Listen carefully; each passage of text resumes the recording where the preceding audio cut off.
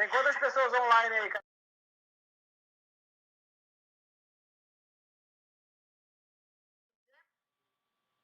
Já estamos ao vivo.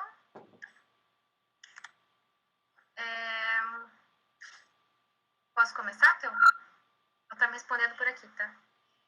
Tá. Ok, começamos. Boa noite a todos.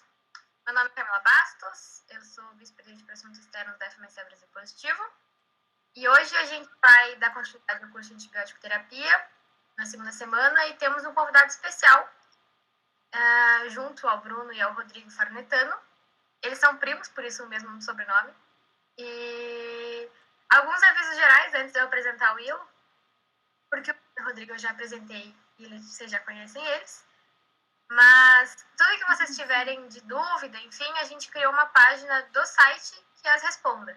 Então, por favor, verifiquem antes de perguntar alguma coisa aqui no chat, enfim, porque tá tudo lá, basicamente, tudo que vocês precisam saber. Só para reiterar uma coisa, é que não existe confirmação de presença. Como é um volume muito grande de pessoas, a gente não consegue ter controle. Portanto, no pós-questionário, para aqueles que quiserem um certificado, a gente vai fazer também algumas perguntinhas relacionadas ao curso. E durante o andamento do curso, por isso vocês vão ter que acompanhar, para entender as respostas. Não vai ter uma nota de corte, assim, mas eu acho ainda, a gente vai avisar mais perto.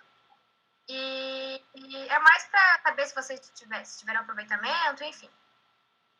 Bom, era isso. Muito obrigada a todos os IFs que nos apoiam na divulgação e organização desse evento. Obrigada também ao Theo, que está aqui, e as empresas que também estão ajudando, que são a MD Spirit e a PebMed, do Whitebook, que todo mundo conhece. Então, bom, da minha parte era isso. Apresento a vocês o Willo Baeta Marcelo Júnior. Ele é mestre em microbiologia pelo FMG, coordenador do setor de microbiologia do Laboratório Lustosa e pesquisador de micologia da residência de dermatologia do Hospital... Eu não arrumei aqui. Eduardo de Menezes. Isso aí, esse hospital. Bom, deixa para o Bruno e para o Rodrigo agora. Hoje é aniversário do Bruno, então parabéns em nome de todos. Obrigado. Começamos, então? Começamos. Pessoal, boa noite. Meu nome é Bruno Farnetano. Nós já nos conhecemos aqui, Camila, Iro, Rodrigo.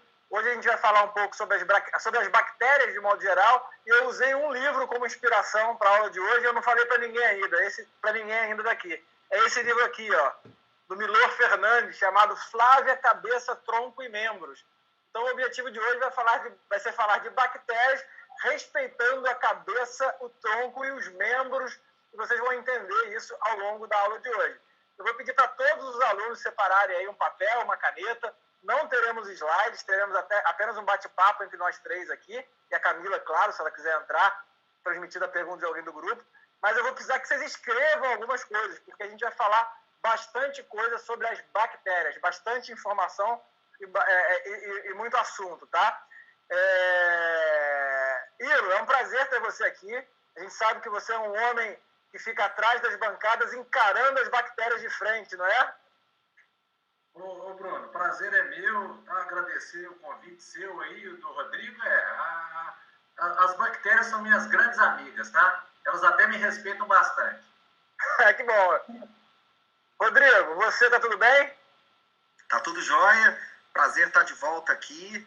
É uma honra estar com você, Bruno, com o Willo. E o microbiologista está ali atrás da bancada, mas a gente tem que estar mais próximo dele, trazer ele mais próximo da clínica, do caso do paciente, porque ele não pode ficar lá isolado do doente que nós temos aqui do outro lado. Ele faz parte importante do diagnóstico e da cura deste paciente. Acho que um dos pontos centrais da aula de hoje vai ser justamente entender o papel do microbiologista no contexto clínico prático, né? Então a gente vai falar sobre isso hoje. O guia da aula, o plano de aula vai envolver falar sobre as bactérias gram-positivo, gram-negativo, anaeróbias, os principais sítios que elas infectam, a decisão de usar antibiótico na prática e a importância dos guidelines, das recomendações e para que isso afinal serve. Então, a primeira pergunta que eu faço para o Rodrigo é o que é uma bactéria gram-positivo, o que é uma bactéria gram-negativa, o que é uma bactéria anaeróbia? Bom, a bactéria gram-positiva, a diferença de uma gram-positiva para uma gram-negativa, e elas podem ter formatos diferentes, não vamos entrar nesse detalhe, e o Ilo também pode acrescentar alguma informação.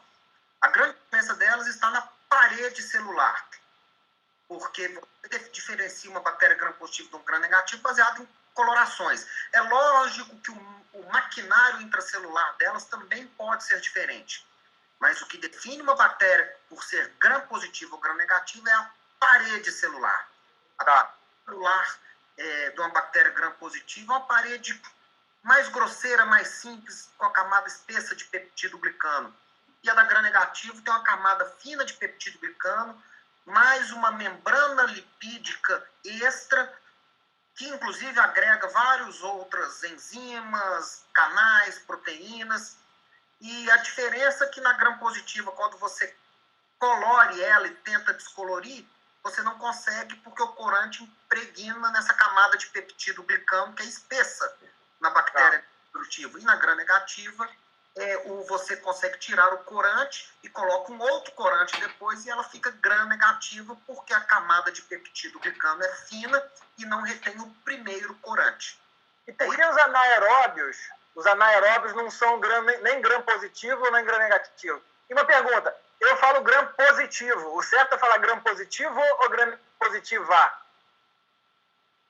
Eu vou deixar essa para o Ilo responder. E, inclusive, a bactéria anaeróbica ela pode ser gram-positivo e gram-negativo. O Ilo pode responder isso. E aí, Ilo? Então, vamos lá. O Rodrigo aí falou muito bem, né, da parede celular. O gram, eu acho assim, para ficar bem claro, é uma técnica de coloração. Porque, às vezes, o pessoal me liga no laboratório, está crescendo alguma coisa no gram? Não, gram não cresce nada. Gram é uma técnica de coloração que a gente faz. E o Rodrigo mostrou muito bem. Né? A gram-positiva, ela retém o cristal violeta, por isso que a gente chama de positivo, porque ela cora em azul, um azul bem escuro. E a gram-negativa, ela não retém o cristal, e ela cora pela fucsina, que é o que a gente chama de contracorante. Então, ela é rosa. E essa identificação, né, é uma identificação presuntiva. Então, por exemplo, quando a gente tem um exame de urina rotina, como a urocultura, o paciente tem suspeita de ter uma infecção no trato urinário. Quando a gente já fala para o médico, olha, é um bastonete gram-positivo, você já consegue direcionar o tratamento. A mesma coisa de uma hemocultura. O paciente fez hemocultura. A hemocultura positivou. Só de ver a morfologia da bactéria, então, lá no hospital, por exemplo, a gente consegue falar, olha, é um copo gram-positivo e ele está agrupado. Então, eu já direciono para o médico que aquilo ali é um estafilococcus. Então, por isso, a gente já consegue induzir para os tratamentos. É uma identificação presuntiva. E nós temos essas bactérias que são anaeróbicas. A grande maioria dos anaeróbicos, eles são gram-positivo.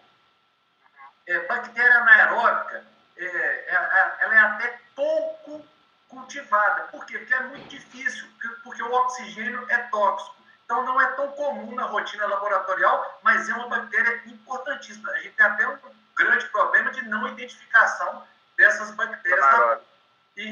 Bruno, a sua pergunta vou falar então, foram visualizados bastonetes gram-positivo.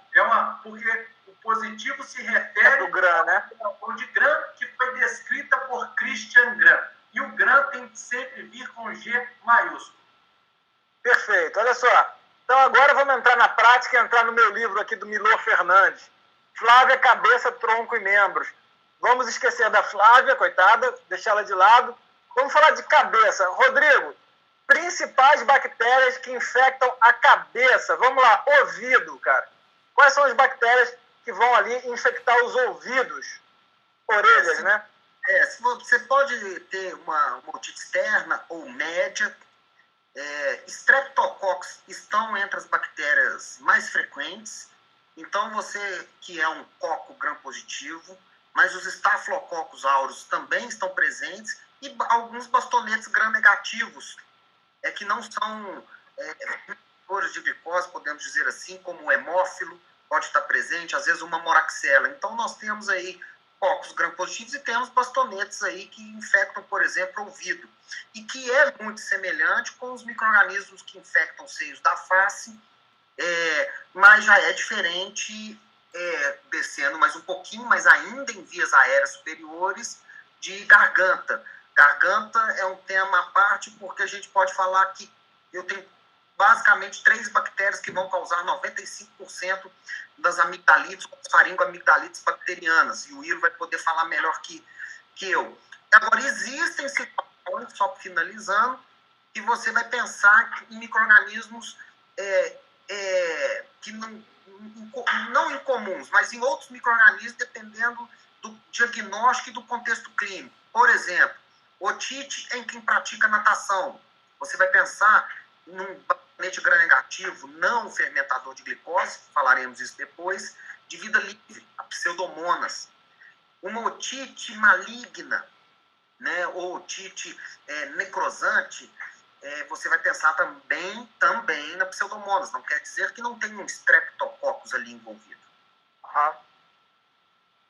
Ilo, o que um médico precisa saber sobre o inventário microbiológico de infecção de via aérea superior? Por exemplo, cabe eu querer pegar algum material biológico para mandar para você?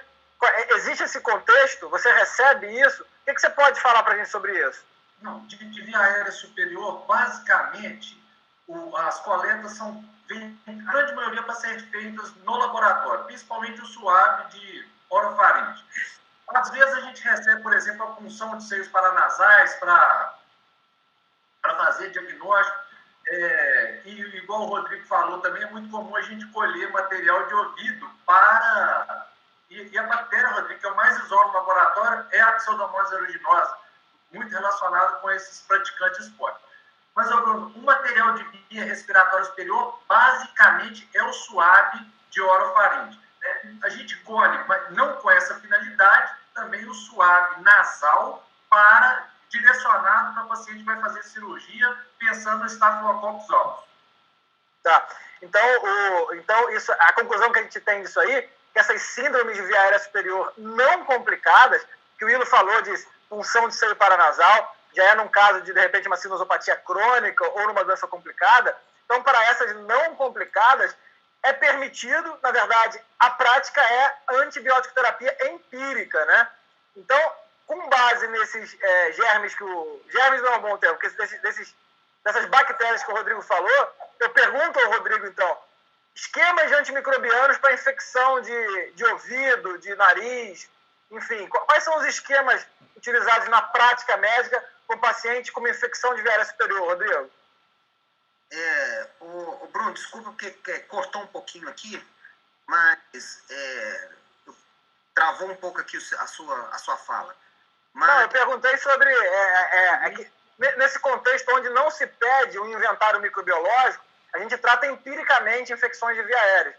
Só lembrando, pessoal, que essa aula agora, de hoje, que tem um foco mais nas bactérias, nas próximas aulas que tem os temas das síndromes, a gente vai entrar na questão de diagnóstico, definição do quadro, indicação de antibiótico, tá? Isso aí vai ser falado nas próximas aulas. Hoje a gente está falando das bactérias e dos sítios que elas infectam. Então a minha pergunta para o Rodrigo o tratamento empírico para infecções de via aérea superior, ele é o clássico da nossa prática médica, né? E como é que você faz esse tratamento? Direcionado para os micro-organismos mais frequentes, porque quase todas as otites médias, as sinusites agudas ou crônicas, as amigdalites, na maioria dos cenários aí da prática do dia a dia, vão ser empíricos. Algumas coisas estão avançando de uma forma de ficar mais fácil o acesso em todo o território nacional, até em lugares com menos recursos. Por exemplo, diante de uma amigdalite bacteriana, você faz o diagnóstico que tem placa. Hoje eu posso fazer um teste rápido para Streptococcus, sabendo que o Streptococcus beta-hemolítico, né, do grupo A, que é o Piógenes, é o mais frequente. Eu tenho hoje uma facilidade maior em vários locais, mesmo com menor recurso. Mas tratar uma sinusite aguda, uma otite, os próprios guidelines recomendam o tratamento empírico. Você chegar ao ponto de pedir para um otorrino fazer uma punção transesfenoidal, ou então transfenoidal não, uma punção de seio maxilar, procedimento cirúrgico, você vai reservar isso para casos refratários complicados, porque você sabe que diante de uma infecção de vias aéreas superiores comunitária, é previsível um micro-organismo. E coleta de material adequado é difícil em vias aéreas superiores. Como o Ilo falou, às vezes a gente pode colher um suave, mas pode contaminar. Suave, para diagnóstico de agente infeccioso bacteriano, na maioria das situações ele não tem valor. Eu preciso uma amostra com uma técnica asséptica. Às vezes a gente usa o suave, que ele pode ajudar, é o que tem para ser feito, quando eu preciso tentar identificar. Mas o ideal são punções ou coletas cirúrgicas durante um ato cirúrgico, onde eu colho com uma técnica asséptica, ou a secreção, aspirando com todo cuidado, dentro de um contexto de asepsia, com um instrumental estéreo, ou então colhendo fragmentos de tecido ou fazendo punções. O Ilo citou aí, eu só quero falar rapidinho do suave de narina anterior, que às vezes a gente usa para pesquisar os portadores de Staphylococcus aureus, no intuito de auxiliar na antibiótico profilaxia cirúrgica, na descolonização e guiar melhor o antibiótico profilático em determinadas cirurgias. Você não faz essa pesquisa para qualquer cirurgia. Isso fica para um outro tema. Voltando. Então, o que eu vou usar de antibiótico para uma otite média, uma sinusite aguda?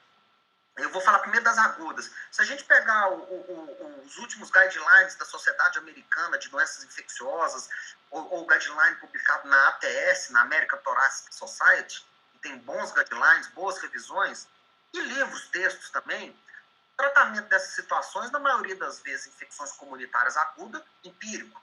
Eu tenho que cobrir muito bem o Streptococcus, eu tenho que cobrir muito bem o Hemophilus.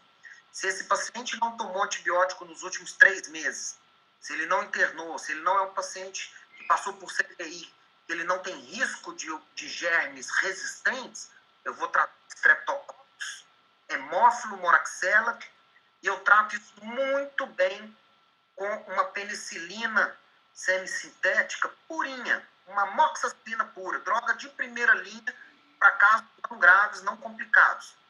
Se eu pensar que tem uma pseudomonas envolvida, pelo contexto clínico, é um paciente, por exemplo, que pratica natação, ou então o otorrino me fala, é uma otite média maligna, então o microbiologista me fala, Rodrigo, tem um bastonete aqui que me sugere pseudomonas, eu fiz um teste bioquímico aqui, é não fermentador, aí eu vou ter que entrar com uma droga que cubra pseudomonas, mas isso não é a regra. E drogas que tratam pseudomonas via oral, nós temos basicamente, para a nossa prática do dia a dia aqui no Brasil, 2 opções. Uma quinolona, ciprofloxacina, e outra quinolona, levofloxacina. Sendo que, para o in vitro, talvez tenha uma potência melhor.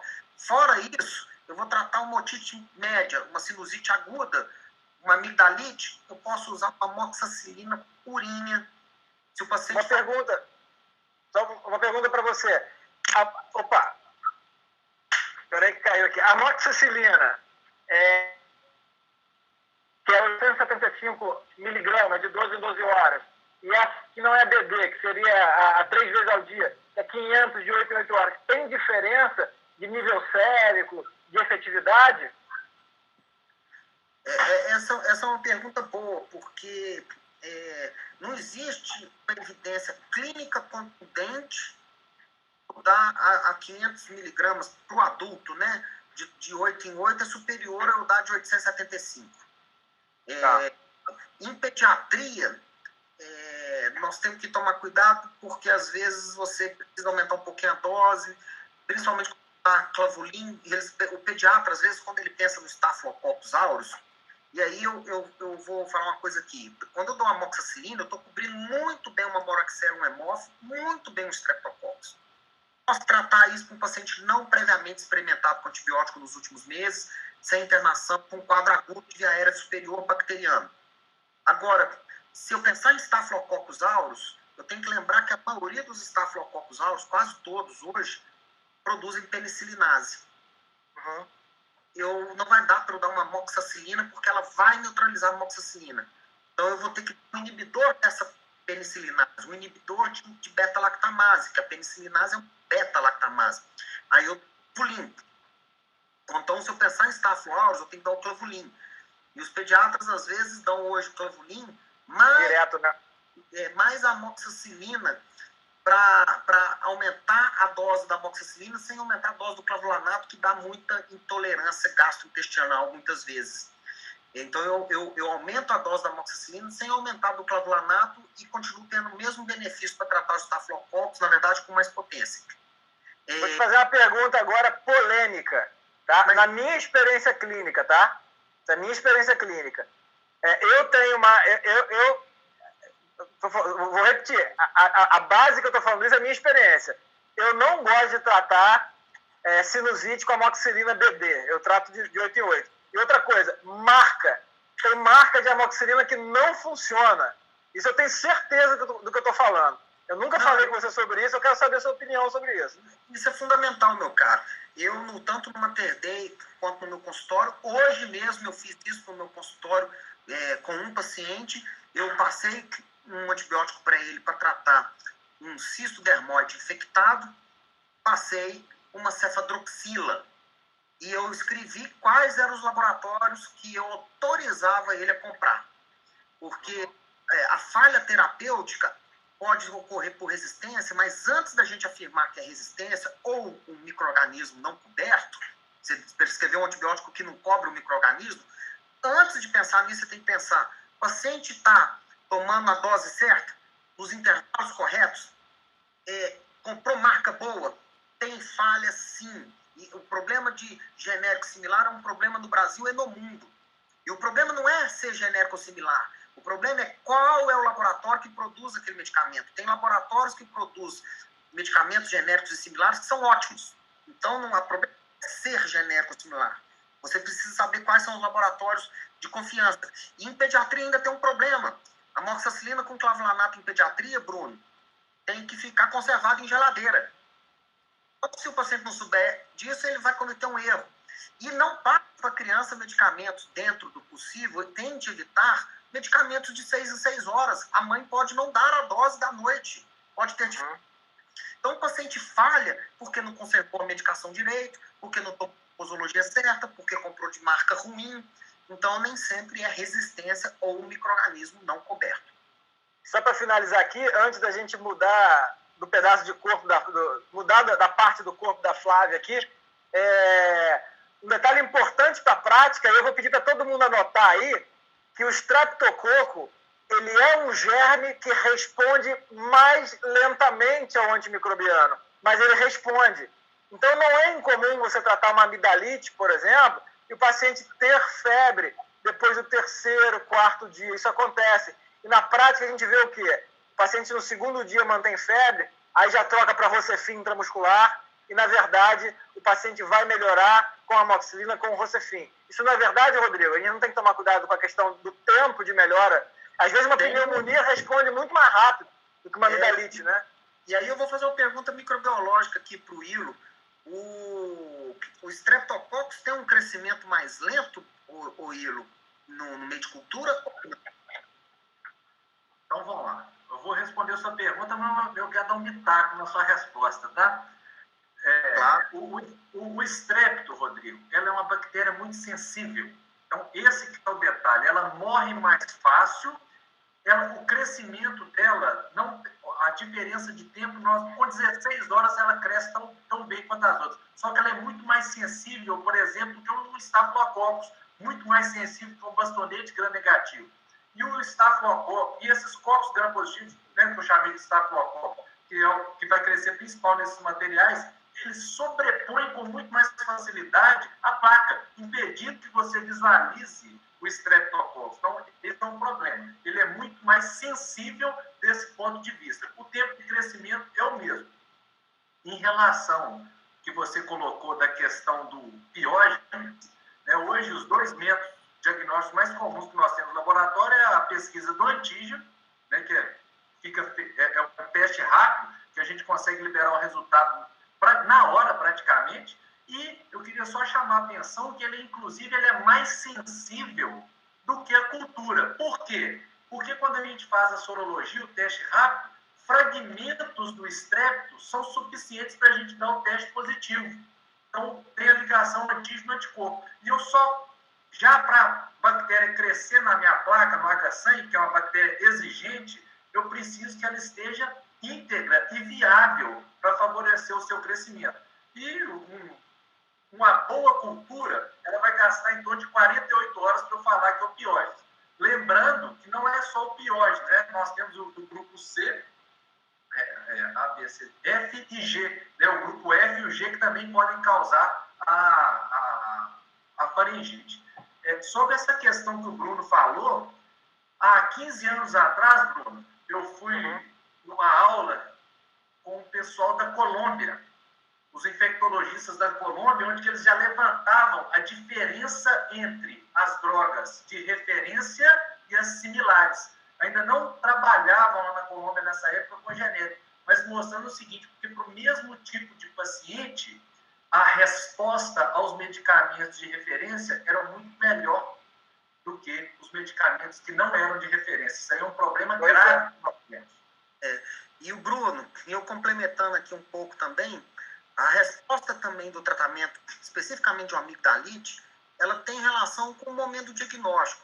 Quando você faz o diagnóstico de uma amigdalite bacteriana, onde você vê a amígdala, os pilares palatinos hiperemiados e pontos avermelhados no palato mole, que sugere muito a infecção pelo Streptococcus, se você começar o tratamento aí, quando está formando aquele exudato, mas a placa não está instalada, a resposta vai ser mais rápida. Depois que a placa se instalou, aquela placa purulenta, bacteriana, a resposta vai ser mais lenta. E tem que ter paciência, porque é uma infecção que, em criança principalmente, mas em adulto também, dá febre alta, febre de 39, a placa já se formou, vai demorar 2, 3 dias para começar a melhorar. E se procura o médico fica ansioso, para uma bactéria, Streptococcus, raramente vai desenvolver resistência. O Streptococcus de garganta, beta-hemolítico, grupo A, F, G, raramente vai desenvolver resistência, né, Ilo? A penicilina. Então, você não vai ganhar em nada dando uma ceftriaxona ou mudando de classe. Você tem que insistir, ficar atento na qualidade da droga. E lembrando que o problema dos genéricos não está nos estudos de bioequivalência, porque a bioequivalência é boa, mas a formulação não é dos veículos não é igual ao do de referência. Reduz a biodisponibilidade. O problema está muitas vezes na formulação e não simplesmente numa avaliação simplória de bioequivalência para falar quantos miligramas que realmente tem naquele comprimido de determinada substância, que muitas vezes show de bola. Mas não funciona. 3 coisas para vocês anotarem então. A amoxicilina está de bom tamanho para esse tipo de infecção. 2, paciência. Às vezes vai demorar um pouquinho mais de febre. E 3, o Ilo falou da Colômbia. No Netflix tem um grupo de comédia colombiano chamado Los Originales. Quem não tiver nada para fazer na quarentena, veja esse grupo, que é de comédia pastelão, mas é bem interessante, tá? Então são as 3 coisas desse primeiro trecho aí da nossa aula. E agora eu vou falar de olho. Vamos para o olho da Flávia aqui, do livro do Miguel Fernandes. Rodrigo, que bactéria... Fala. Nós só fazer uma complementação rápida. Nós fomos em IVAs agudas, que não é o caso da gente falar isso agora, porque temos outras oportunidades no curso. Mas tem também a sinusite crônica que pode... não, mas isso aí vai ter o dia de IVAs aí, a gente vai falar disso depois. E eu queria falar aqui com o Ilo que existem algumas situações, mas é difícil de identificar o anaeróbio. Existem infecções também de cabeça e pescoço por anaeróbios, principalmente as infecções odontogênicas, né? Entre os dentes, nós temos muitos anaeróbios, e isso ficará para um outro momento. Anaeróbio... Não, mas eu vou chegar na boca da Flávia, calma, cara. Tá bom. E o olho? Agora olho. Infecção de olho. Olho vermelho é um problema para o médico generalista e para o clínico, tá? Por várias questões. O primeiro problema é a mão lá de prescrever um colírio com corticoide. E aí, pessoal, anota isso aí. Prescrever colírio com corticoide pode fazer lesão anatômica grave, principalmente em criança. Glaucoma, aumentar a pressão intraocular. Então, não prescrevam colírio com corticoide. Na dúvida, se você for prescrever um colírio com antibiótico e anti-inflamatório, tudo bem. Mas não prescrevam colírio com corticoide. E aí eu pergunto para o Rodrigo. Rodrigo, infecção de olho. Que bactérias que infectam o olho? Aí também depende do contexto do paciente. É uma conjuntivite neonatal? Se for conjuntivite neonatal, nós vamos pensar em determinados micro-organismos. A conjuntivite... Adulto saudável. Estafilococcus e hemófilo estão entre os principais micro-organismos. Aí eu vou fazer um comentário aqui. Não sei se foi 2018 ou 2019, a equipe de oftalmologia do MATD me pediu uma aula sobre conjuntivite. E eu tremi, né? Porque eu falei assim, porque o olho, gente, vou colocar na prática, tem duas situações. Você está num local, você não vai ter como referenciar para um especialista, para um oftalmologista, e aí você vai ter que se virar.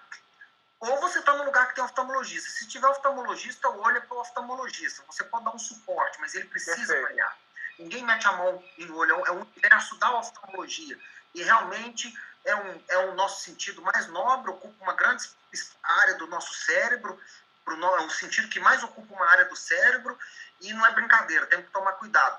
Mas eu fui dar essa aula e fui fazer uma revisão de microbiologia e tudo. O que mais me espantou quando eu fui ler algumas recomendações de sociedades americanas e de outros lugares é que eles colocam, a própria sociedade de oftalmologia americana colocava que conjuntivites simples poderiam ser manejadas pelo clínico, sem uma avaliação de lâmpada de fenda para ver se tem uma ceratite complicada, sem nada disso, ou seja, tratamento empírico. Inclusive, eu li artigos mostrando que se você desse colírio de corticoide, ou colírio só de corticoide, ou colírio de antibiótico e corticoide, para uma conjuntivite bacteriana não fazia diferença.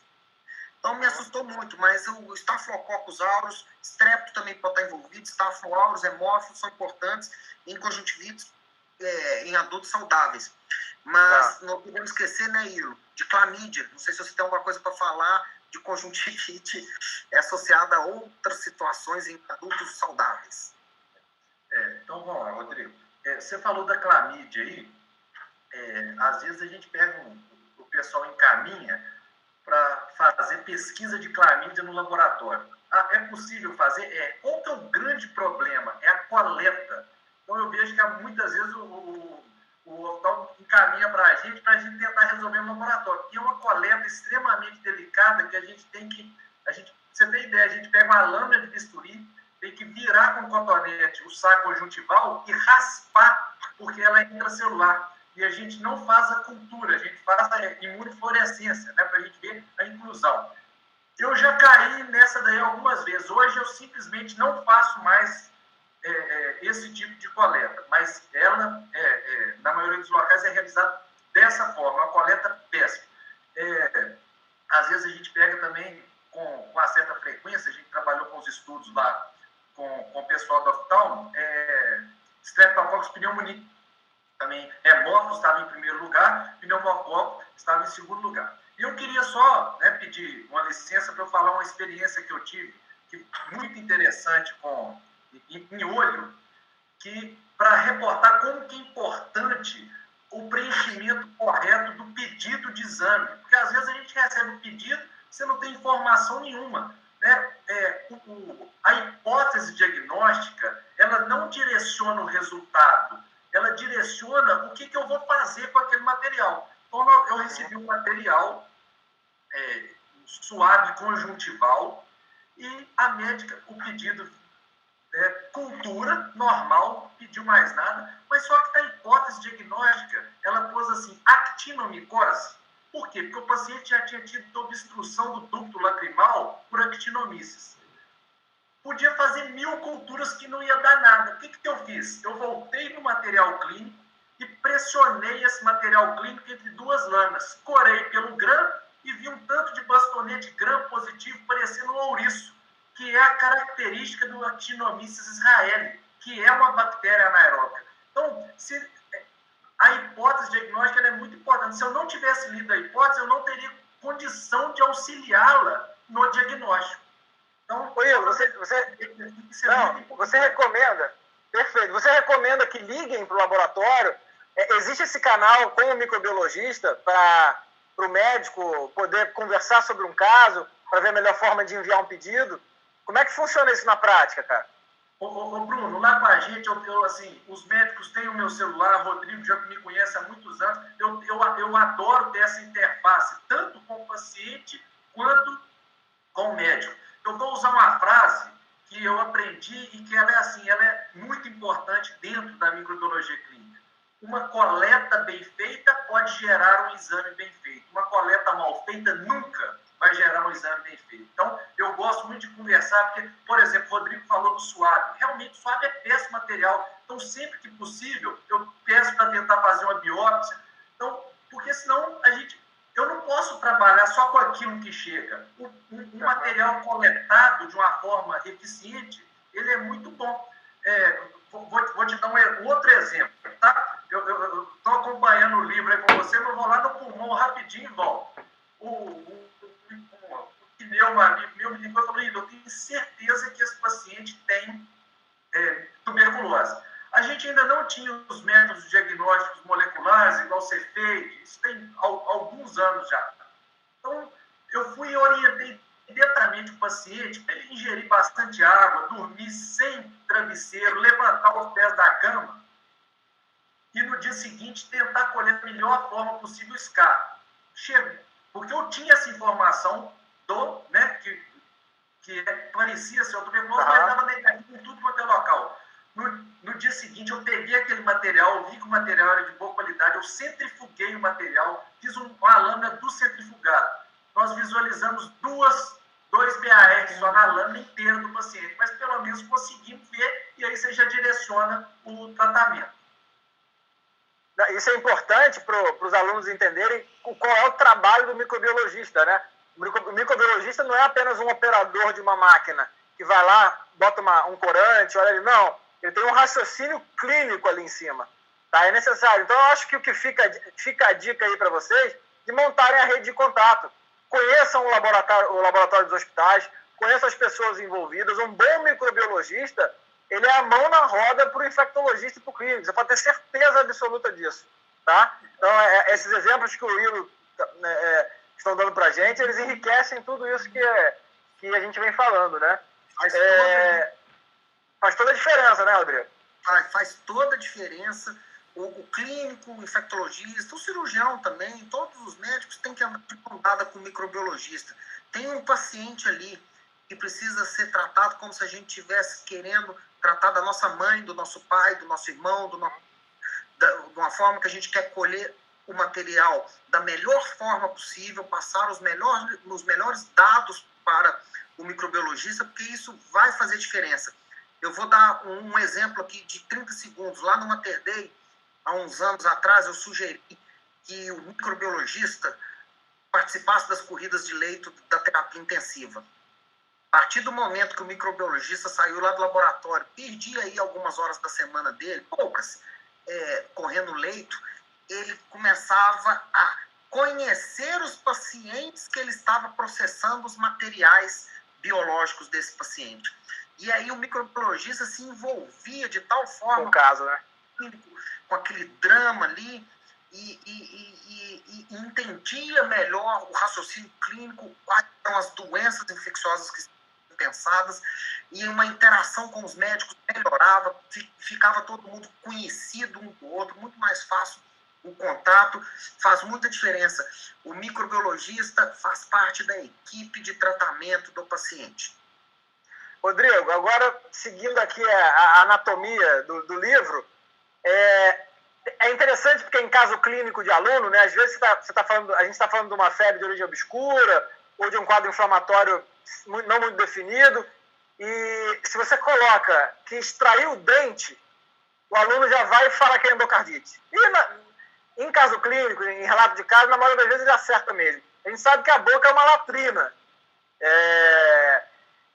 E germes da boca? O que você pode falar para a gente? Gram positivo, gram negativo, anaeróbico? O que tem na boca e quais os cuidados em relação às infecções de dente, a gengivite, a porta de entrada para endocardite? O que você me fala das bactérias aí?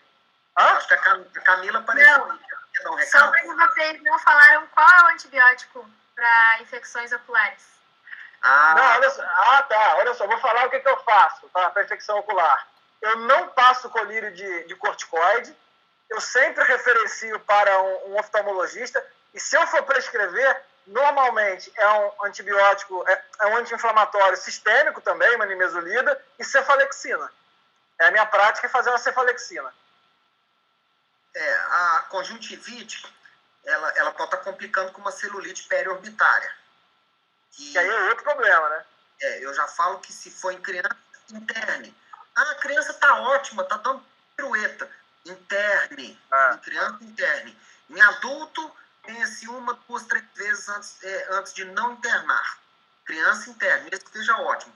Agora, se tiver celulite periorbitária, eu vou precisar de um antibiótico sistêmico. Eu não dou antibiótico sistêmico de rotina, simplesmente por uma conjuntivite sem uma celulite periorbitária.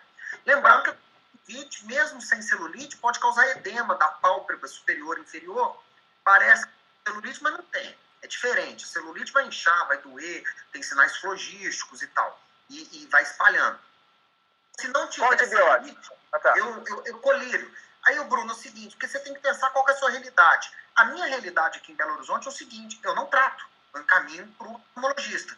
Agora, e se o cara estiver lá no norte de Minas, no interior da Bahia, ele vai ter que dar. E ele vai ter que dar um colírio. Provavelmente, a maioria das conjuntivites são virais ainda. Sim.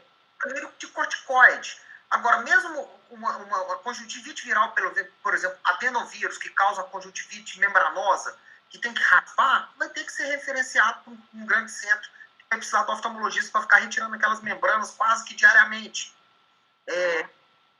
Mas se ele está lá, não tem uma conjuntivite complicada, ele vai ter que dar um colírio de corticoide com antibiótico. Aí, Bruno, o antibiótico quase que tanto faz, porque o antibiótico, ele concentra tanto ali no líquido, que no tecido da conjuntiva, que ele vai praticamente tratar quase que qualquer micro-organismo, que seja um corticoide com moxifloxacino, com uma aminoglicosídeo, com uma polimixina, com uma tetraciclina. Eu daria se eu estou num local, conjuntivite não complicada, posso arriscar e tenho que olhar esse paciente diariamente, ou a cada 2 dias no máximo, passar um colírio de corticoide com antibiótico. Você passaria corticoide, cara? Faço. Faço porque é o seguinte, e se for viral? Eu faço com anti-inflamatório, cara. Eu tenho pavor de colírio de corticoide, cara. Tem que acompanhar diariamente, cara, e qualquer piora, esse paciente você vai ter que dar um jeito de referenciá-lo com o serviço de oftalmologia. Não tem jeito. E se for antibiótico sistêmico, você faria qual? Não, eu só faria se tivesse celulite periorbitária. Provavelmente eu daria um antibiótico de amplo espectro pela gravidade, uma amoxicilina com clovulanato oral ou venoso, ou uma ampicilina com sulpactam, uma penicilina com inibidor de beta-lactamase. Se o paciente não tem a penicilina, lembrando que a maioria das alergias à penicilina são relatos não verídicos, e quando você dá a penicilina para o paciente, ele não tem alergia, ou então ele tem uma alergia leve e não contraindica o uso da penicilina, né? Não pode usar penicilina, às vezes a gente vai para uma quinolona, ou uma cefalosporina de primeira geração, às vezes de segunda. Beleza. E boca, Rodrigo? Bom, micro-organismo de boca. Eu vou introduzir o hilo da sequência. Continuam os mesmos de vias aéreas superiores, Streptococcus hemófilo, Staphylococcus pode estar presente também, mas aqui começa a entrar os anaeróbios, Peptococcus, Peptostreptococcus, e aí eu acho que o hilo pode falar melhor do que. Você já falou aí, né, Bruno? A boca realmente é uma latrina. Eu nunca vi um lugar tão sujo e a boca do ser humano é a pior que existe. É isso aí, prestar atenção nos anaeróbios, tem o actinomyces também, né, os streptococcus, podendo levar a endocardite. E é um material horrível para você trabalhar. Né? Por exemplo, eu particularmente não recomendo fazer a cultura de material da boca, a não ser que seja um paciente que esteja estomatite por cândida, ou uma lesão ulcerada que tem que pensar no paracoco. Agora, em termos de cultura, assim, o material da boca, né, Rodrigo, é um material que ele com tanta porcaria que não serve para a gente fazer praticamente nada. É a mesma coisa o cirurgião abrir a barriga de um paciente, ele tem uma perfuração que ocorreu há pouco tempo, ele tem fezes na cavidade, ele vai colher vai crescer com muitos micro-organismos. Agora, tem um micro-organismo muito importante na boca, que são, aí o Bruno falou da endocardite, que são os streptococcus do grupo viridans, que, se não me engano, é alfa-hemolítico, não é isso? São alfa-hemolíticos, eles são muito importantes, a gente precisa classificá-los, mas aí eles vão ser muito importantes a gente isolando da hemocultura. Né? Não, porque se a gente... Vidas vai crescer na boca, assim. Uma placa, quando a gente faz um material de boca, a gente tem mais de 10 tipos bacterianos na placa, ou seja, você não consegue dar andamento para nada. Uhum. Então, eu acho que fica uma coisa que é importante, Bruno. Você vê que a gente falou de streptococcus beta-hemolítico, que causa as amigdalites, principalmente com F e G. Agora nós estamos falando dos streptococcus alfa-hemolíticos, que se você passar um suave na boca, vai crescer provavelmente um alfa-hemolítico, que é o grupo viridans. Mas ele tem importância quando ele cresce no sangue, porque ele é critério maior de endocardite. Agora, um dos maiores erros que o médico comete na medicina no mundo inteiro é dar profilaxia para procedimento dentário com manipulação de gengiva para paciente que não é valvulopata, que não tem prótese valvar ou que não tem história prévia de endocardite. Só para explicar para os Rodrigo, só explica para os alunos, tem um pessoal mais novo, porque foi um hábito durante muito tempo na medicina, aliás, ainda é um hábito que vem se tornando cada vez mais restrito. Quando for manipular dente, dá um antibiótico profilático, porque aquela manipulação vai gerar uma bacteremia sintomática ou não, e eventualmente pode infectar uma válvula cardíaca. Então, né, há 15 anos, você usava ali 1 grama de amoxicilina dose única para muita gente. E hoje, cada vez menos, né, Rodrigo?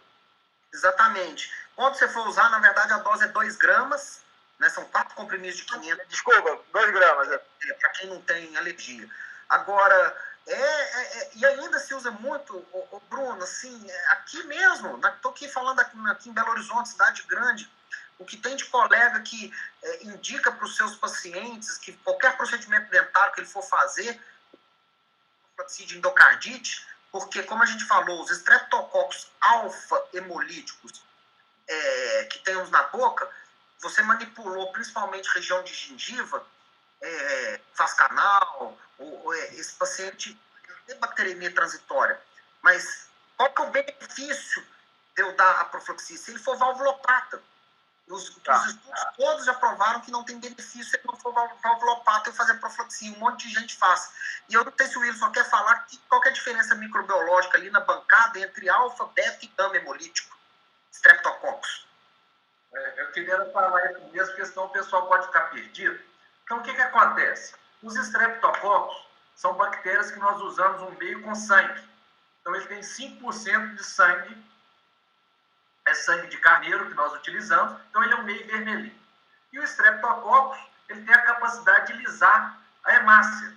Então, nós temos 3 classes, nós dividimos os streptococcus em 3 classes. Nós temos o streptococcus alfa-hemolítico, que quando a gente olha a placa fica com a tonalidade esverdeada. Fica com essa tonalidade esverdeada porque ele hemoliza parcialmente, é uma hemólise parcial da hemácia. Então, ou seja, tem hemácia lisada e tem hemácia que não está lisada. Então, ela fica esverdeada, alfa-hemolítico. Aí, nesse alfa-hemolítico, nós temos que separar 2 espécies, né, importantes. Nós temos, de um lado, o Streptococcus pneumoniae, que é o pneumococo, que ele parece um olhinho de perdiz, a gente vê a alfa-hemólise, e ele tem o centro dele é mais rebaixado. Por que ele é mais rebaixado? Porque é uma bactéria que sofre uma autólise muito fácil, muito rápida. Então, se a gente demora muito tempo a trabalhar com o pneumococo, ele morre. Então, isso aí é um fator da gente...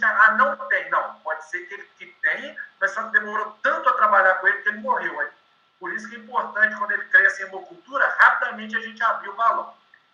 O beta-hemolítico, que, por exemplo, o Streptococcus pyogenes, o do grupo G, do grupo F, o Streptococcus agalacti, são beta-hemolíticos. É uma hemólise total. Então, ele hemoliza completamente. O meio, que é vermelho, ele fica transparente. Ele destrói completamente a hemácia lisando. E o gama-hemolítico, que nós estamos voltados... Nós temos alguns do grupo Vidas que são gama-hemolíticos. Até o H-lácteo, alguns podem ser gama hemolítico também, que na verdade significa ausência de hemólise. Então, o gama hemolítico não ele na verdade não tem nenhum tipo de hemólise, ele não lisa a hemácia. Então, na prática, a gente separa dessa forma. E um microbiologista experiente, só de pegar a placa, ele já pode antecipar para o médico, que é isso que o Rodrigo falou, na questão da corrida de leito. Por que é importante o microbiologista estar na corrida de leito? Porque só dele ver a placa, ele teve experiência, ele já fala, olha, está crescendo um alfa hemolítico, mas eu acho que não serve para nada. Não, já está crescendo um alfa hemolítico com característica de pneumococo. Esse beta hemolítico, ele está parecendo piógenes. Não, esse beta hemolítico está parecendo mais uma galáctica. Então, só de visualizar essa placa, ele já consegue adiantar, pelo menos, um diagnóstico presuntivo para esse paciente. E o tipo de Streptococcus que você identifica, se ele é alfa, beta ou gama, ou às vezes até a espécie especificamente, ele sugere o sítio de infecção. O H é o que causa a infecção de urinária na gestante. Tem Streptococcus no intestino, pneumococo é pneumonia, mas ele pode causar sinusite, otite também. Né? O virinas, endocardite, então ele pode já te ajudar a ir atrás de outros sinais e propedêutica para um determinado diagnóstico etiológico. Tá. Ô, Bruno, não vamos passar pelo pulmão? Hã? Nós vamos passar pelo pulmão? Com certeza, é o próximo. É porque eu tenho um caso em relação a isso que o Rodrigo falou aí lá no pulmão, tá? Só um parênteses aqui, bem breve, só para a gente completar essa questão de uma condição clássica de emergência. Aí para o generalista, para o clínico, para o recém-formado, é relativamente comum aquele paciente que vai no dentista, tá? Fazer uma extração da área, um procedimento, depois ele faz uma robô, procura um remédio, tá? Começa a ter um médico o dentista não está atendendo naquela hora, e de certa forma você tem que tomar uma conduta ali, e muitas vezes essa conduta envolve iniciar antibiótico empírico, tá? Rodrigo, você recomendaria alguma classe, qual antibiótico você recomenda para esse momento aí? De uma infecção de boca após procedimento, sem sinal sistêmico, sem abscesso? Eu vou ter que dar uma cobertura um pouco mais ampla do que eu recomendei para uma otite, para uma sinusite, que foi uma amoxicilina pura. Né? Lembrando, para quem não é alérgico, né? Estou falando droga de primeira linha, tá. Alérgico, senão a gente tem que mudar de classe, aí pode entrar macrolídeo, quinolona e tal, e clindamicina. Mas aqui na boca, esse é um paciente que vai ficar muito com basicamente duas drogas, clindamicina ou amoxicilina com clavulanato. Por que eu Perfeito. ampliar? E provavelmente eu vou recomendar amoxicilina com clavulanato. Porque apesar dos estreptococcus, tanto alfa, beta quanto gama, serem, na sua grande maioria, quase totalidade, sensíveis à amoxicilina pura, eles não inativam a amoxicilina. Quando eles ficam resistentes, eu falei isso na primeira aula, Streptococcus, quando fica resistente à amoxicilina, é mudança de afinidade de sítio de ligação. Então você tem que mudar de classe. Não adianta dar amoxicilina com um inibidor de beta-lactamase, que é o clavulanato, porque ele não está produzindo uma beta-lactamase. Então, para o Streptococcus, a amoxicilina ali está agindo muito bem. Mas por que eu vou ter que dar amoxicilina com clavulanato, que é o inibidor de beta-lactamase? Porque os anaeróbios de boca, eu posso ter um estafilococcus, então eu posso ter outros micro-organismos que produzem amoxicilinase, que produzem uma penicillinase. Então, eu preciso dar uma droga mais ampla aí. E essas infecções odontogênicas, elas podem complicar com sinusite, se forem de maxila, e se for de mandíbula, a gente não pode esquecer que a infecção pode, por um germe, às vezes, muito virulento, e já tirando um mito aqui, tenha medo de bactéria multissensível. Streptococcus sensível à penicilina pode ser muito virulento, cepas muito virulentas, estafilococcus multissensíveis, cepas muito virulentas que fazem síndrome de choque tóxico, que fazem infecções necrotizantes ou dissecantes, que fazem infecções metastáticas que vão para outros órgãos. Então a infecção da mandíbula pode dissecar vários planos anatômicos que temos no pescoço e descer para o mediastino, dando a famosa angina de Ludwig.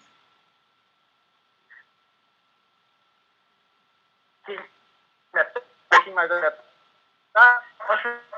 Então, com os membros de tronco, a gente vai falar basicamente de pulmão e abdômen, via biliar, rim e infecções intraabdominais, e depois de pele, para a gente poder fechar o dia de hoje. O resumo que a gente faz, então, de cabeça é que colher material para análise biológica de cabeça é muito difícil. Então, a gente vai ter que ter uma expertise clínica, um conhecimento microbiológico que nos permita usar antibiótico empírico. Por mais simples que pareça, na verdade, a gente está falando aqui basicamente de amoxicilina e amoxicilina com clavulanato. Você tem que fazer isso sabendo o que você está fazendo. Porque hoje a gente tem um rol de antibióticos muito grande. E falando de pulmão, Rodrigo, eu acho que a pneumonia talvez seja o carro-chefe das infecções aí bacterianas. E é a infecção bacteriana que tem maior incidência em internação hospitalar, se não me engano, não é? Fica na disputa com a infecção do trato urinário. Isso oscila de tempos em tempos, mas são as duas principais síndromes infecciosas bacterianas que evoluem para uma internação hospitalar no mundo todo. Pneumonia, aí em pediatria, aí a pneumonia começa a entrar um grupo de germes novos aí, porque o Streptococcus, ele ainda continua nas vias aéreas inferiores. Então, o Streptococcus estrelas nas vias aéreas superiores e eles vão continuar nas vias inferiores. Só que nas vias inferiores, um dos mais prevalentes é o Streptococcus pneumoniae, famoso pneumococo, que pode causar também meningite por pneumococo, que é muito grave, tende a ter letalidade maior que a meningite por meningococo. Então, o estrepto continua aí na jogada e, na grande maioria das vezes, muito sensível. Mas aí a gente tem que pensar nos atípicos. Em criança, em pediatria, os atípicos não são a regra, mas pneumonia comunitária em adultos e idosos, principalmente adultos, jovens e de meia idade, o atípico assume uma importância muito grande. Nós não vamos ficar entrando em detalhe de apresentação clínica, de quadro sindrômico, de pulmonar, que isso tem para um outro momento. E aí eu vou querer falar um pouquinho do pneumo e dos atípicos, do ponto de vista do microbiologista e, lógico, na verdade, microbiologia médica também, que o Ilo domina muito.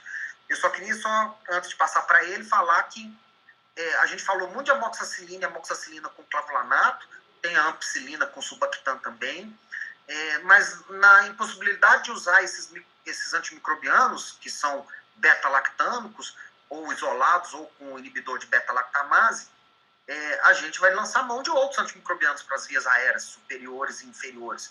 Entram macrolídeos, entram as quinolonas, mas a grande vedete mesmo são os beta-lactâmicos, que são drogas muito potentes, bactericidas, boa penetração e difusão nos tecidos e muito pouco tóxicas e bem toleradas. Ilo, deixa eu perguntar uma coisa, Ilo. O que um clínico, um médico generalista, um recém-formado precisa saber do papel do microbiologista em relação à infecção pulmonar, Ilo? A primeira coisa, por exemplo, se a gente for pegar, igual o Rodrigo falou, a pneumonia comunitária do paciente ambulatorial, que o paciente consiga coletar a melhor amostra possível. E lá no laboratório eu consigo saber se essa amostra foi bem colhida ou não. Existem os critérios, a gente utiliza um critério de Murray, que é um critério que eu consigo avaliar na microscopia desse material, se esse material está representativo ou não. E a gente só deve trabalhar com material bom, né? Escarro não é cuspe, então isso aí tem que ficar bem entendido. Quando a gente vai para uma pneumonia hospitalar, já muda completamente o perfil. Né, Rodrigo? Que nojo, cara. Você tá falando de escarro aí, velho? Aí, rapaz. Isso aí é meu dia a dia. Eu não tenho nojo de nada mais. Quando a gente vai para um hospital, aí nós vamos também, a gente consegue qualificar esse material quando ele chega, mas o perfil, igual o Rodrigo explicou muito bem, ele muda completamente. E nós vamos principalmente para as culturas quantitativas. Um material que eu detesto é aspirado traqueal. É o pior material que tem para a gente trabalhar em pneumonia.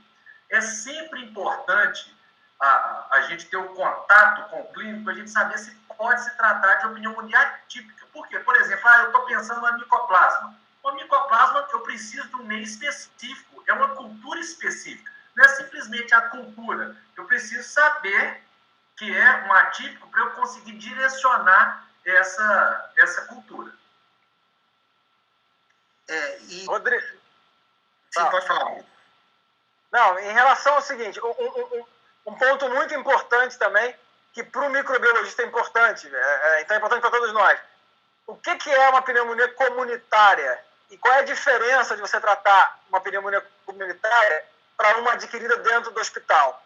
E a segunda pergunta que eu já faço para o Ilo para responder em sequência varia de um hospital para outro? Ou quando você fala assim, é pneumonia hospitalar, você já tem uma receita de bolo, tá? Então, eu acho que isso é importante a gente saber. Qual é essa diferença, Rodrigo? Tá, eu vou responder, e aí na sequência, você quer falar primeiro, Camila? Camila levantou a mão aqui. Não, é que só uma perguntou aqui, que não foi falado, quais são os micro-organismos atípicos mais comuns dentro das PAC em adultos e idosos? Isso, nós vamos falar. Tá ótimo. Camila, vou responder a colega que perguntou. Mas vamos lá. Pneumonia comunitária é aquela pneumonia que ocorre no paciente que ou veio da comunidade e não recebeu alta nas últimas 24 horas, 48 horas, porque se tiver feito apendicite, recebeu alta hoje, e internar amanhã com uma pneumonia, essa pneumonia hospitalar. Então, aquela pneumonia que o paciente estava já na comunidade, ou caso ele tenha uma internação recente, ele já tenha mais de 24 horas de alta. Aí essa pneumonia comunitária. E se ele internar por algum motivo, ele internou, sei lá, para fazer uma cirurgia plástica, mas no segundo dia de internação ele está com sintomas de pneumonia, ou no primeiro dia, é uma pneumonia comunitária. Apesar de que no segundo dia já pode ser considerada, mas provavelmente vamos pensar em germe comunitário. Então, pneumonia comunitária, o paciente está vindo da comunidade para simplificar. Pneumonia hospitalar é aquele paciente que desenvolve o início dos sintomas a partir do segundo dia de internação. Quais os germes da comunitária? Aí faz diferença. Aí vamos lá, germes da comunitária. Pneumococo, hemófilo. O hemófilo reduziu muito. Em crianças até 5 anos de idade, antes da vacina de hemófilo alisar, era a principal causa de pneumonia em crianças até 5 anos de idade. Hoje o hemófilo sumiu, mas lá no Mater Dei a gente tem visto 1, 2, até 3 casos por ano de pneumonia comunitária por hemófilo. Hemófilo crescendo em hemocultura. Então, o pneumococo, em primeiro lugar, hemófilo pode, mas ele é bem menos frequente, e como eu falei, Mycoplasma pneumoniae, Chlamydia pneumófila, Legionella, são 3 micro-organismos atípicos que nós temos que pensar na pneumonia comunitária, além de, quando eu penso principalmente num quadro de apresentação clínico radiológico atípico, eu vou pensar em Mycoplasma pneumoniae, Chlamydia pneumófila e Legionella. A Legionella, posso pensar um pouquinho no contexto epidemiológico desse paciente, ela pode ter relação com o sistema de ar-condicionado doente, né? Tá com as suas trocas de frio, sua limpeza de forma adequada. E os atípicos, acho que o Will pode responder aí, são micro-organismos intracelulares. Causam principalmente infecção intracelular. Ele até te falou do raspado do olho para identificar clamídia. Né? Só que a clamídia trachomatis, que pode causar conjuntivite, é uma bactéria que causa também uma DST. E às vezes o indivíduo pegou essa clamídia no olho durante um ato de um sexo oral, alguma coisa assim. Os atípicos são intracelulares. E nenhum beta-lactâmico trata bactéria dentro da nossa célula. O beta-lactâmico mata as bactérias que estão no extracelular.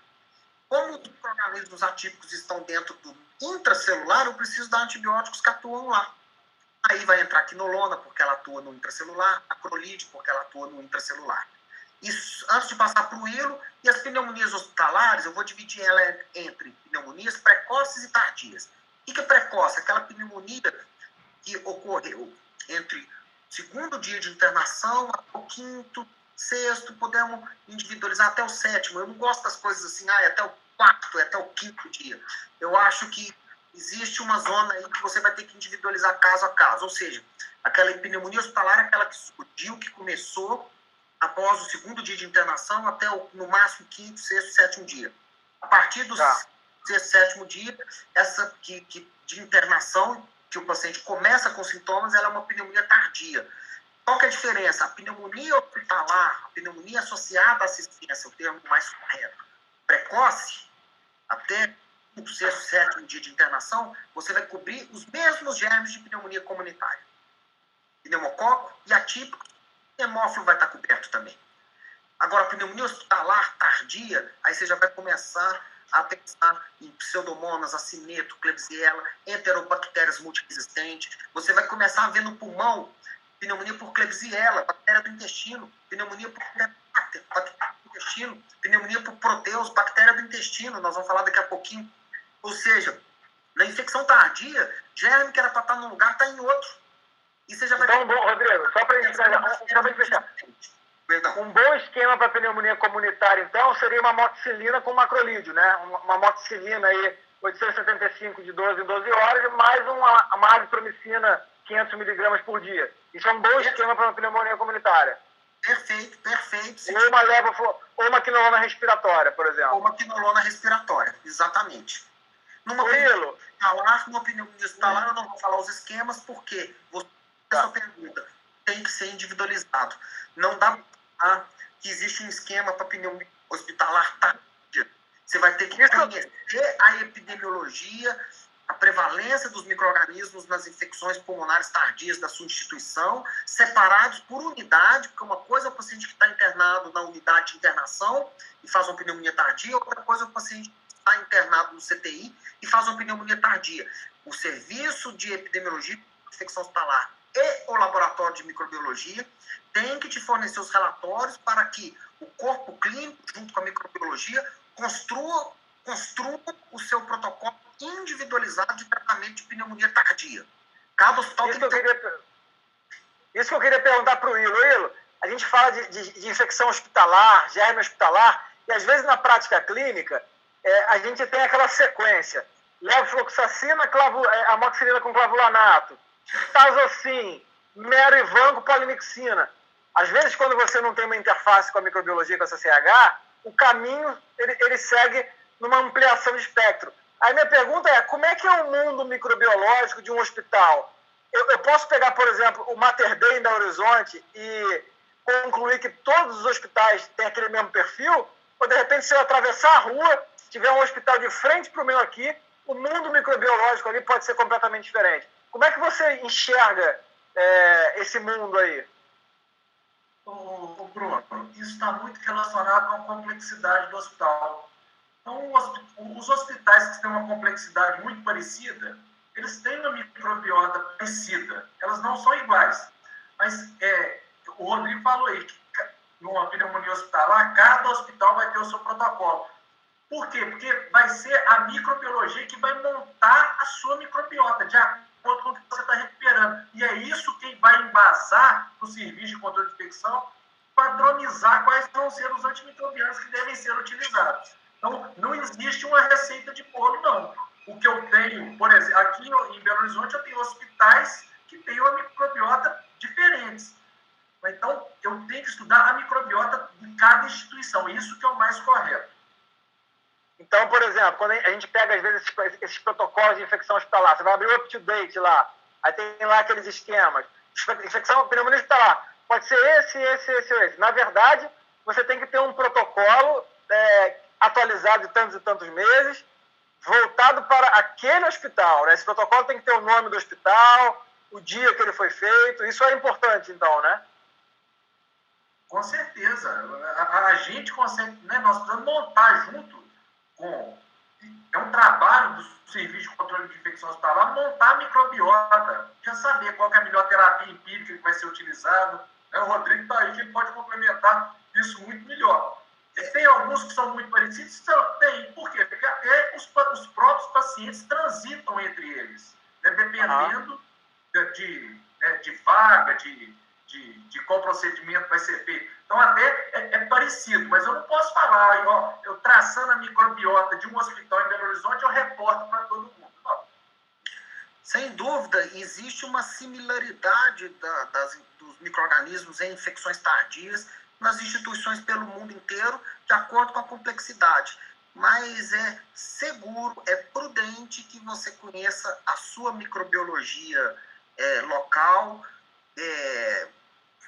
que é um trabalho feito muito da microbiologia junto com o controle de infecção, que todo mundo depois assente junto numa reunião, hoje em dia via web, junto com as equipes médicas, para apresentar o protocolo e definir o esquema empírico de tratamento.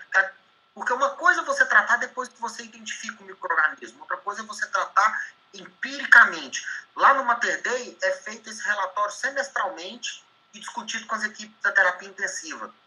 E se você for seguir, Bruno, o que o UpToDate recomenda para pneumonia tardia, né, hospitalar, lá no Mater Dei não vai ser adequado. Então, nós temos protocolos que são bem individualizados lá para isso. E eu não sei, Bruno, se você quer perguntar alguma coisa para o Ilo, mas eu gostaria que ele falasse um pouquinho da parte microbiológica dos atípicos. O diagnóstico dos atípicos para a gente fazer culturas é péssimo, tá, Rodrigo? Então, qual que é a melhor opção de diagnóstico que nós temos hoje? São os testes moleculares. Então, nós temos que ir para os testes moleculares, porque falar, eu quero que recupera uma clamídia, uma micoplasma. Não é fácil. Por quê? Porque eu tenho uma outra microbiota prevalente toda em cima ali. Por exemplo, eu estou pensando no atípico, mas é um paciente que tem um estáfilo também. O estáfilo sobrepõe tudo. E é muito difícil eu conseguir recuperar esse material. Então, para ganhar tempo, aumentar a sensibilidade, nós temos que pensar aí nos métodos moleculares. Aí eles nos ajudam demais nesse diagnóstico. E aí eu faço um comentário importantíssimo, Bruno, e para todos os espectadores. Microbiologia hoje é muito além do que simplesmente cultura tradicional, antibiograma tradicional e técnicas laboratoriais tradicionais.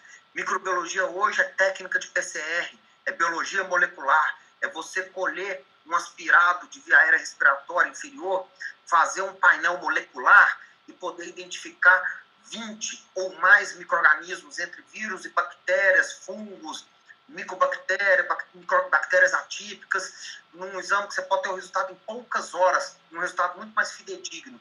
Então, o diagnóstico microbiológico não é somente pela forma tradicional de cultura. Tá. Ô, Rodrigo, papel da hemocultura em pneumonia. Eu não perguntei no papel da hemocultura em infecção de cabeça e pescoço. A gente até vai entrar nisso depois. Mas para pneumonia comunitária, qual é o papel da hemocultura? Qual é o papel de tentar achar esse germe via hemocultura? Ele tem sentido, a gente tem que seguir o que os guidelines colocam, né? Os guidelines colocam, de acordo, você tem uma pneumonia comunitária, ele define se ela não é grave, qual é o esquema antimicrobiano, às vezes pode ser até um beta-lactâmico sozinho, uma amoxicilina, um clovulin sozinho, amoxicilina com cloranato, perdão. Se for uma pneumonia grave, você vai ter que associar drogas ao beta-lactâmico, uma amoxicilina com macrolídeo, uma amoxicilina com cloranato mais uma macrolídeo ou uma quinolona respiratória. E ele vai falar para você quando é que você faz a hemocultura, os guidelines. A hemocultura só tem sentido para o paciente que interna e está grave. Porque, no máximo, 25% das hemoculturas positivam para um pneumococo num paciente com pneumonia grave, às vezes séptico. Então, o rendimento da hemocultura não vale a pena para o paciente ambulatorial, mas para o paciente que interna e está séptico, você começa a ter uma chance razoável de identificar ali um pneumococo na hemocultura. E aí é padrão ouro para o diagnóstico etiológico, caso você identifique um germe típico de pneumonia na hemocultura. Tá certo? Então, olha aí, dica aí para o pessoal, hemocultura em paciente com pneumonia leve, rendimento é menor que 5%, se não me engano. Então, você vai ter um rendimento muito baixo para hemocultura em paciente que não está grave. Então, o tratamento é 100% empírico mesmo, né? Isso. Rodrigo, vou falar um negócio aqui que eu vou me comprometer com mais uma opinião minha aí. Quero saber a opinião de vocês e do Will também. Esse negócio de legionela, para mim, é fake news, cara. Eu nunca vi legionela. Eu vou pegar relato de legionela no Brasil. Você tem uma infecção no Sul, se não me engano, teve uma grande, no Rio de Janeiro teve uma colonização de ar-condicionado, ou o contrário, não lembro. Mas eu nunca ouvi falar de surto de legionelose aqui no Brasil, e nunca vi. Vocês já viram legionela? Eu estou falando besteira aqui. Legionela, para mim, é que nem listéria no meningite de neonato ou de idoso. Nunca vi. É igual cabeça de bacalhau. Eu nunca vi uma meningite por listéria em neonato. E olha que eu acompanhei o TI neonatal mais de 14 anos aí e nunca vi um caso. Tem gente que questiona. Ô, Ilo, o que você fala da gente sobre a legionela?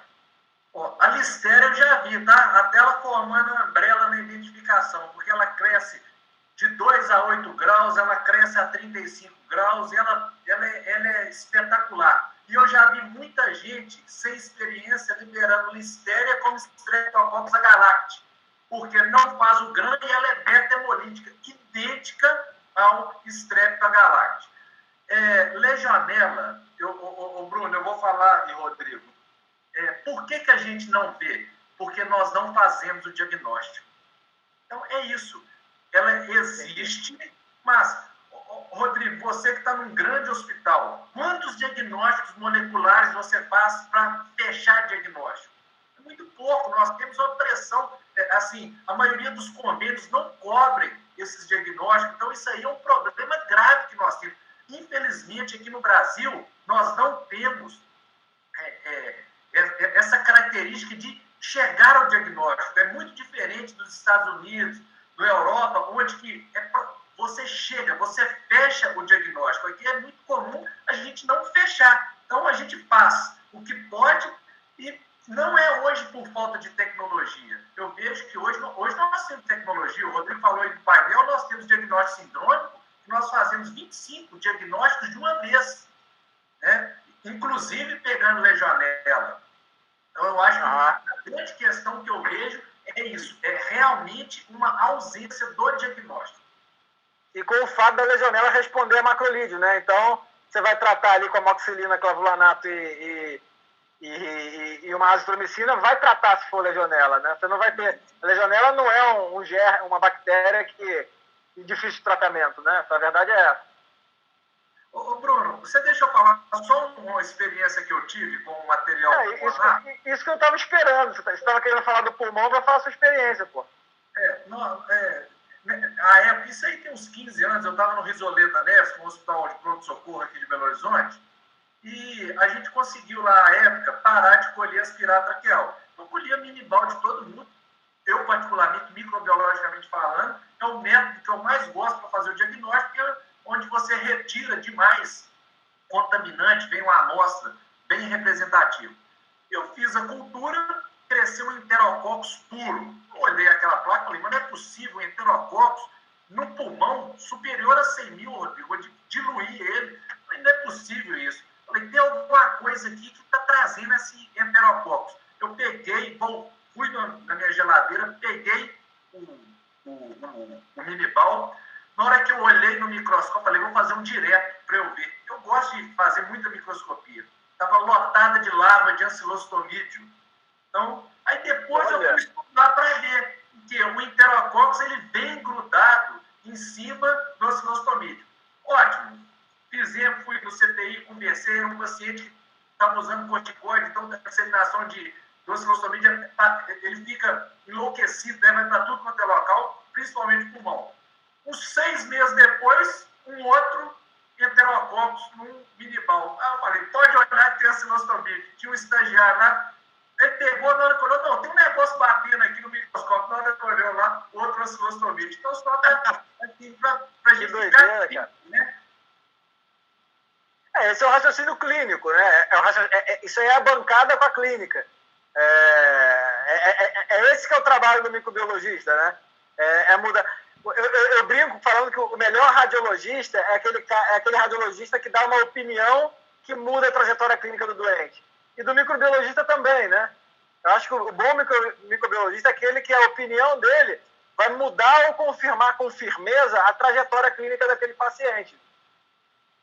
Eu sempre falo com o pessoal lá o seguinte, que o microbiologista ele faz o contrário. A gente tem um material clínico Então, né, porque eu sempre falo com os alunos que ficam comigo que o diagnóstico é baseado no tripé, clínica, epidemiológica e laboratorial. A gente faz justamente ao contrário. Do laboratório, a gente sai do laboratorial, vai para o epidemiológico para tentar entender lá na clínica. Então, quando já tem alguma coisa falando lá da clínica para a gente, a possibilidade de você contribuir é muito maior. 8h50. Sensacional. Pessoal, são 8h50 aqui, a gente tem 10 minutos.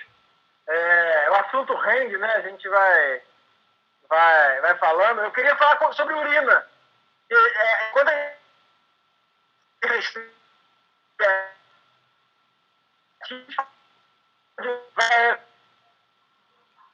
já entrou em algumas outras bactérias, vem por outra via. Rodrigo.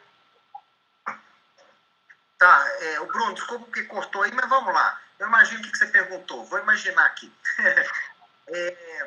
Infecção urinária o uropatógeno clássico de infecção urinária comunitária é a Escherichia coli. Lá no Mater Dei a gente tem mais ou menos umas 4.000 amostras de urocultura positivas comunitárias por semestre. 70 a 70 e poucos % Escherichia coli. Em torno de 8 a 9% são resistentes. Então, eu estou querendo dizer que a Escherichia coli continua como o uropatógeno por excelência de ITU comunitária. É lógico que numa gestante eu vou pensar no Streptococcus beta-galacti, em segundo lugar vem a Klebsiella pneumoniae, que é uma outra enterobactéria como a Escherichia coli, ou seja, um bastonete, são as enterobactérias, né? São os bastonetes gram-negativos, que num teste bioquímico que o microbiologista faz é fermentador de glicose. Depois o Will fala rapidinho. Escherichia coli e Klebsiella. Quem está ganhando muito espaço nas ITU são os enterococos. Enterococo é típico de ITU complicada, de ITU associada à sonda pós-operatória, ITU em pacientes crônicos com cistites crônicas, cistite actínica, sondados. E por que ele está ganhando espaço? Porque a complexidade e a sobrevida dos pacientes está aumentando. Então o enterococo tem crescido, mas o terceiro lugar ainda fica com proteus. Depois a gente começa a ter o enterobacter e o enterococo. O enterobacter e proteus são bastonetes gram-negativos aeróbicos que fermentam glicose. E o enterococo, já foi Staphylococcus, né, Ilo? O enterococo é um coco gram-positivo. Staphylococcus aureus, bem menos frequente, mas até pseudomonas dependendo da condição clínica do doente, você deve pensar numa infecção urinária comunitária. Paciente com diabetes insulina dependente mal controlada. Eu não estou falando de diabetes que toma hipoglicemia antioral. Estou falando de diabetes insulina mal controlada, um paciente que faz quimioterapia, um paciente imunossuprimido. Eu vou ter que pensar também na pseudomonas, apesar dela ser menos frequente. Escherichia coli, Klebsiella, proteus, enterobacter, enterococo, Staphylococcus staphylococcus, que é o único Staphylococcus coagulado negativo, patogênico em urina. Todos os outros coagulados negativos são contaminação. E o Staphylo aureus, às vezes, pseudomonas. O que me chama a atenção do ponto de vista prático em ITU é que se você receber um paciente no seu hospital com uma infecção urinária alta, não vou falar de cistite. Cistite é bem tranquilo de tratar. Cistite, entre aspas, você pode até errar. Mas se você interna um paciente com uma pielonefrite comunitária, se ele for imunossuprimido, você tem que cobrir até pseudomonas. Você tem que cobrir bactéria multiresistente. Por quê? Porque hoje essas enterobactérias, bactérias de intestino, né, que bastonetes gram-negativos, aeróbicos, fermentadores de glicose, eu gosto de repetir isso, que causam ITU, nós temos uma chance aí que, dependendo da localidade no mundo, chega a 20%, 30% de ser infecção comunitária por bactéria multiresistente. Então, bactérias multiresistentes na ITU é um problema hoje de pronto-socorro e dos consultórios. Eu atendo muitos pacientes com ITU por bactérias multiresistentes e ITU de repetição. Então, eu também. Séptico, eu vou ter que começar com antibiótico de amplo espectro, às vezes um carbapenêmico, por exemplo, né, para uma ITU comunitária, pelo risco que eu tenho hoje, que está cada vez mais crescente, de ter infecções urinárias altas por bactérias multiresistentes da comunidade. Esse é um problema sério hoje de resistência microbiana na comunidade. O Rodrigo, para pontuar isso aí, fazer uma pergunta para o Ilo, então olha só a diferença de pneumonia para infecção urinária, pessoal. Quando você tem lá nos Estados Unidos um pneumococo resistente à penicilina, você tem que usar a vancomicina, e no Brasil esse cenário não é real, ou seja, no Brasil você vai ter ali quase todos os pneumococos sensíveis à amoxicilina. Ponto. Quando você fala de E. coli, é outro mundo, completamente diferente. Tá? Eu tenho a sensação que nós não conhecemos o perfil das E. coli comunitárias. Por exemplo, eu estou em Ubá, eu não sei qual é o perfil da E. coli aqui. Eu posso pegar ali uma E. coli que eu pego o paciente no consultório que vem com E. coli ESBL, que o Rodrigo falou na aula passada, que é sensível basicamente a aminoglucosídeo e carbapenema. Eu pego o paciente, por exemplo, com uma E. coli sensível a clavulin, mas resistente a cipro, tá? Então, a gente não conhece o perfil dessas E. coli. Aí eu pergunto para o Ilo, em contraste ao pneumococo, que tem um perfil de resistência ali muito fixo, como é que é a sua prática com a E. coli na bancada, a relação dela com a resistência antimicrobiana? Como é que você vê esse cenário? Você concorda comigo, cara? Concordo. O que eu vejo é o seguinte, urina, cultura de urina é o principal exame realizado dentro da microbiologia. E a Escherichia coli, ela está disparada. O que eu percebo, Bruno? Eu percebo um aumento de resistência da E. coli, principalmente na população feminina e relacionado com a idade. E uma droga que eu uso muito para medir isso são as quinolonas. É impressionante como que, e com isso a gente vê realmente o uso da quinolona aqui no Brasil. É muito comum, eu vejo Escherichia coli sensível à amoxicilina e resistente à quinolona. Às vezes a única droga de resistência é eu vejo também, demais. Assim, uma coisa impressionante, a ampicilina, eu percebo que nós já perdemos a ampicilina para infecção trato urinário. A maioria da Escherichia coli que eu tenho hoje, lá no laboratório, nós fazemos 8.000 uroculturas por mês, tá?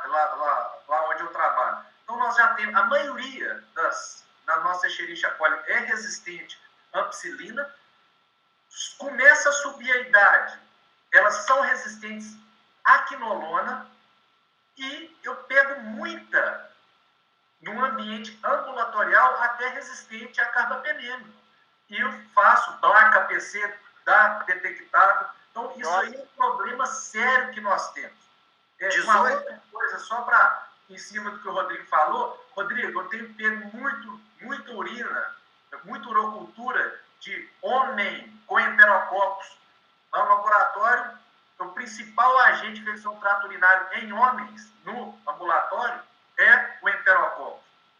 E uma coisa que eu queria deixar para o pessoal, né, que são os nossos futuros médicos, é muito importante, quando a gente pensar numa urocultura, a gente também fazer o pedido da urina rotina. A urina rotina, ela vai abrir um leque de opções, até mesmo para eu saber se aquela urina foi bem colhida ou não, porque eu tenho visto muita gente tratando pseudo-infecção urinária, que na verdade é uma contaminação. Você vai lá, o paciente tem numerosas células epiteliais no exame de urina rotina, uma microbiota aumentada, não tem leucócito, ou se tem, vem arrastado na secreção vaginal. Então, eu estou pensando em infecção do trato urinário. Pensar também em solicitar o exame de urina rotina. Os dois se complementam. Para o outro para fechar o diagnóstico.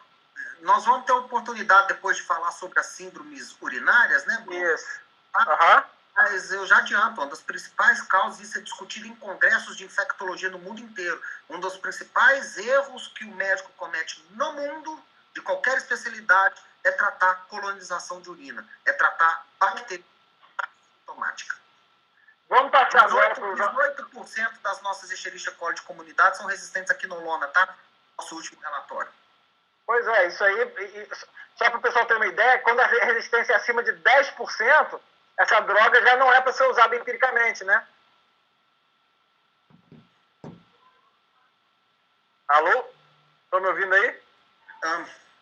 Olha só, pra gente parcimônio a gente fala depois, vai ter oportunidade também, né, Bruno, da gente falar. Acho que só pra gente resumir, pra gente finalizar aqui no minuto final, e pele?